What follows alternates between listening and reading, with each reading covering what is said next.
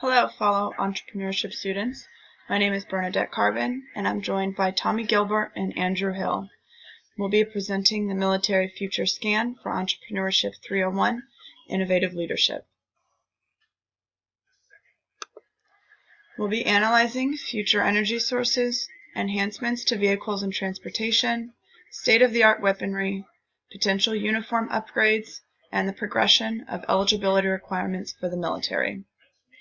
We'll start with the military of the past and how they've transformed to the military we see now. Then we'll dive into how the military of the future could look. We've broken up the topic of military into 5 different sections: energy sources, eligibility, transportation, uniforms, and weaponry. We'll begin by analyzing the past and present of these topics, and then we'll move to the future and see how these areas are evolving. We'd like to start with an overview of the military generations to give us an idea of the full picture. The first generation of military was known as tactics of line and column. This generation started in 2000 BC and ended in 1500 AC. In this generation of military, the winning side was the side that had the numbers. More numbers meant more power, and more power meant you won. The next generation was termed the Age of the Machines. This is when artillery was developed, and with larger caliber guns, the result was massive amounts of casualties. This generation ended in 1830 and made way for the next generation, known as the Age of Systems. This is when we began integrating technology into warfare and planning out tactics of war. Improved logistics also paved the way for improved war tactics.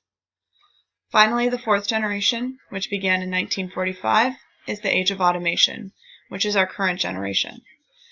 Improved network structures allowed for communication in real time, which was essential to knowing the enemy's next move. As a result of the improvements to networks and communication, the demand for energy rapidly increased.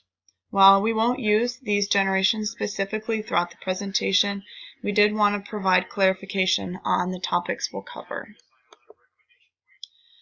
We'll start with past uniforms.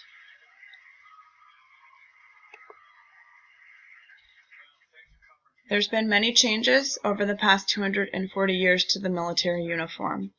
During the Revolutionary War, soldiers wore wool jackets and the famous tricorner hats. During the warmer months, they wore lighter underclothes, and during the colder months, they wore wool underclothes.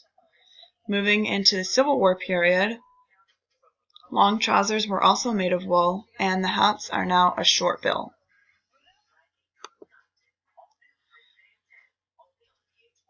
World War I brought a new look to the military uniform.